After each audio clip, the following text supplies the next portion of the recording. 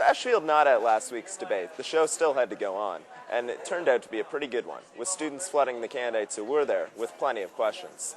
Matt Robertson was there, and he's got more. There was only one round of applause given out on this windy debate night on College Hill, and the applause marked the end of the candidates debate hosted by both STU and UNB's student unions.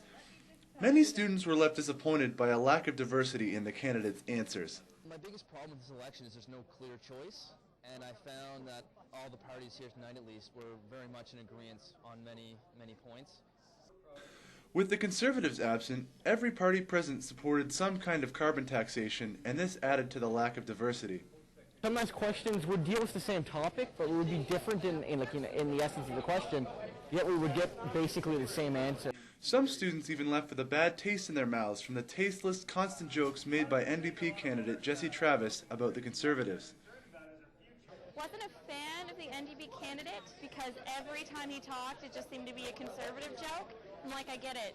You don't like the Conservatives. Most university students don't. Tell me something I don't know.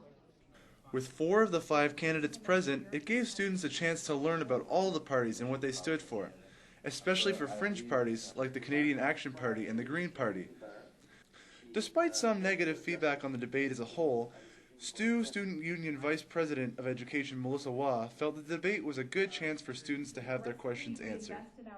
Students to have a specific opportunity for them to get their questions out and make sure that, because there is an issue with younger voters not getting out. I know in the last election, the 18 to 24 range was the lowest voting. Despite students' neutrality, they still need to make a decision. And with the election looming on Tuesday, the debate gives students a great chance to see what all the candidates had to offer. Now that all the information is on the table, it's time for students to pony up, get out there and vote. For STU Journalism, I'm Matt Robertson. With a victory of more than 4,000 votes, it's clear most Frederictonians supported Conservative Keith Ashfield. But how did the Aboriginal vote play a part? Demira has this background report. Indeed, Aboriginal people are becoming more engaged in federal elections. In 2006, the voter turnout increased by 8% for Aboriginal people living in reserve. Part of that is a voter education campaign held by the Assembly First Nations and Elections Canada. But the major reason is First Nations people want to be heard and want the Canadian government to pay attention to their issues. Alan Polches is a representative of St. Mary's First Nations government. He explains to his people why it's important to cast a ballot in federal elections. He thinks this election will bring a change as more Aboriginal people engage in federal politics. I think over in time, First Nation people have gotten involved. More and more are getting involved. As I understand, they even have a First Nations federal party out west. It hasn't filtered more to Central Canada or the East yet, but certainly First Nation people are getting involved and are running for federal politics.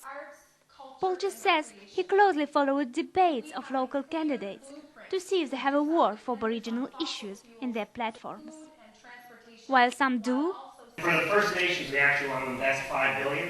You can actually get our First Nations platform. It's separate on our website, so I invite all of you to take a look at that. Thank you. Others promise to correct previous government's mistakes. He is also one of only 4 countries to not sign the United Nations Declaration on the Rights of Aboriginal People. We are right there. Canada and the U.S. in the race to the bottom. But for now, Polches says Aboriginal people feel they have been ignored by Stephen Harper's government. I think what Stephen Harper and his Conservatives did was clouded for the last 3.5 years because they finally got into power after the Liberals. You know, prior to going into the previous election, you know, the Liberals were laid out the Kelowna Accord, which would have been really great for First Nation people. Unfortunately, that didn't get passed because the Conservatives got into power, and the Conservatives certainly have, you know, they said they were going to revisit that, but in the 3.5 years, they haven't. First Nations people received their right to vote only 48 years ago. And now, there is the fastest growing population in Canada. When population grows, issues grow. Poverty, poor education and health are issues at stake on reserves. Polches says the federal elections is a perfect time to speak up. We hope that a number of people will get out there, First Nation people will get out there to vote in whom they believe in the party that's going to represent them. It's been clear-cut right across the board, the parties that certainly stand for First Nation, and it's been clear-cut the parties that don't stand for First Nation. Damira Davletiarova, Stu Journalism. Now, a look at some other election issues which may have played a part for St. Thomas voters. Jamie Ross hit the street, and he has more. For this election special, I hit the streets of Fredericton to find out what it is that drives the political interests of young voters. Let's take a look at what I found. My search began at all the usual hotspots where young voters might hang out. The Student Union Building, St. Thomas campus, the convenience store, and of course a party. Almost everyone I interviewed had the same thing to say about how their political values were formed.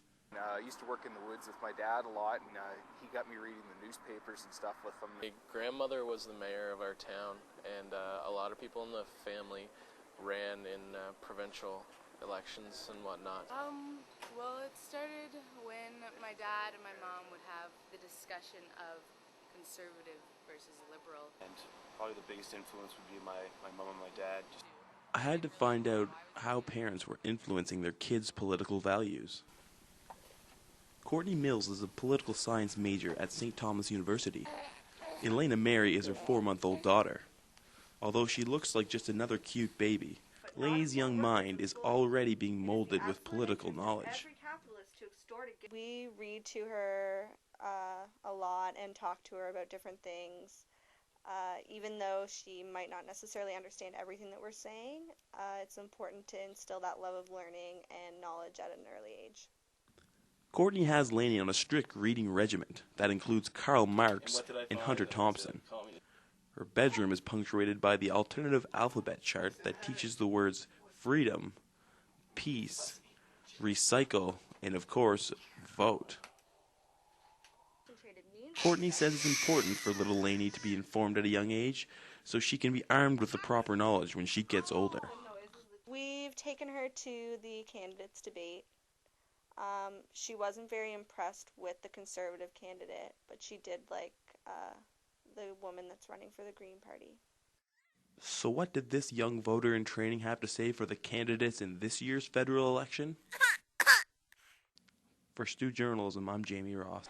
Elections are notorious for candidate bickering, but at last Tuesday night's debate, it wasn't only the candidates who were throwing the punches.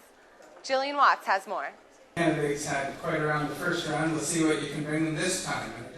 Fredericton's candidates gathered in St. Thomas University's McCain Hall Tuesday for a final shot at undecided voters. But while the candidates often agreed, it was the voters who found themselves at odds. Please explain your understanding of exactly what is involved in an abortion procedure. All right, excuse me, sir. Daily Gleaner editor Peter Haggard moderated the debate, armed with only a squeaky toy. The candidates used the debate to distance themselves from each other, but often ended up agreeing. I don't think I could ever put it any better than what she just did.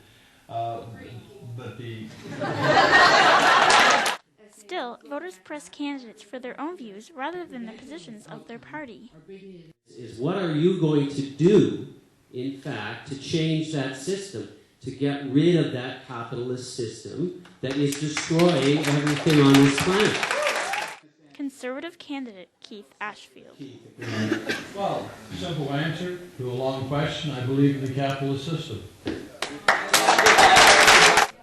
The debate ran into overtime even after the candidates agreed to an extended question period. Many voters were turned away at the microphone. Some ambushed candidates for answers after the debate. Voters have 1 week to make their final decision. The polls open Tuesday, October 14th. This is Jillian Watts for Stu Journalism.